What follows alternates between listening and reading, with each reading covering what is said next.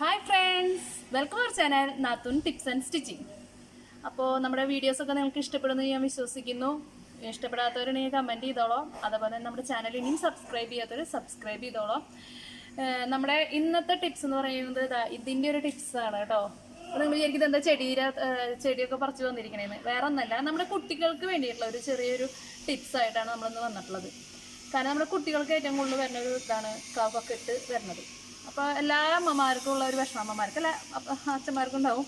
അതിലെ അമ്മമാർക്കൊക്കെ ഒരു ഭയങ്കര ഒരു വറിയുള്ള ഒരു സംഭവമാണ് കഫക്കെട്ട് പിന്നെ അങ്ങനെ വരുന്നത്. ഇപ്പോഴത്തെ ഇതിൽ കൊറോണ ഇതൊക്കെ കാരണം ഒരു ചെറിയൊരു തുമ്മൽ വന്നാൽ വരെ നമുക്ക് ഭയങ്കര ടെൻഷനാണ്.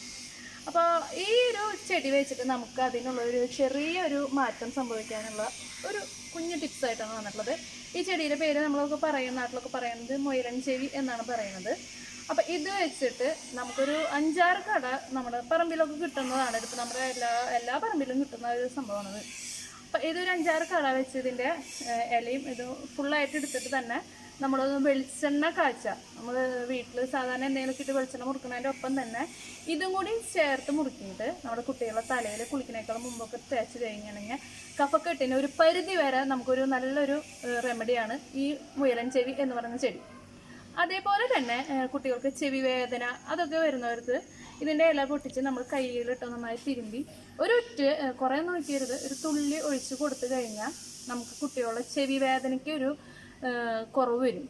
അതിനും കൂടി ഹെൽപ്പ് ചെയ്യണ ഒരു ഔഷധ സസ്യമാണ് ഈ മുയലൻ ചെവി എന്ന് പറയുന്നത്. അപ്പോൾ എല്ലാവരും ഇതൊന്ന് ട്രൈ ചെയ്തോളൂ. നല്ലൊരു ഔഷധ സസ്യമാണ്. അപ്പോൾ എല്ലാവരും അത് ചെയ്തിട്ട് റിസൾട്ട് ഒന്ന് കാണിച്ചോളൂ. അപ്പോൾ അടുത്തൊരു ടിപ്സുമായിട്ട് ഞങ്ങൾ ഇനിയും വരുന്നതായിരിക്കും. ഇതിപ്പോൾ ഞങ്ങൾ വെളിച്ചെണ്ണ മുറുക്കണത് കാണിക്കുന്നില്ല, കാരണം നമ്മൾ ഓൾറെഡി ചെയ്ത് വെച്ചിട്ടുള്ളത് കൊണ്ട്. ഇനി വെളിച്ചെണ്ണ മുറുക്കുമ്പോൾ നമ്മൾ ഇതിൻ്റെ ഒരു വീഡിയോ എടുക്കുന്നതായിരിക്കും. അപ്പോൾ എല്ലാവരും ഇത് ചെയ്തോളോ, ട്രൈ ചെയ്തോളോ. അപ്പോൾ അടുത്തൊരു വീഡിയോയിൽ അടുത്തൊരു സൂപ്പർ ടിപ്സുമായി കാണുന്നത് വരെ ബൈ.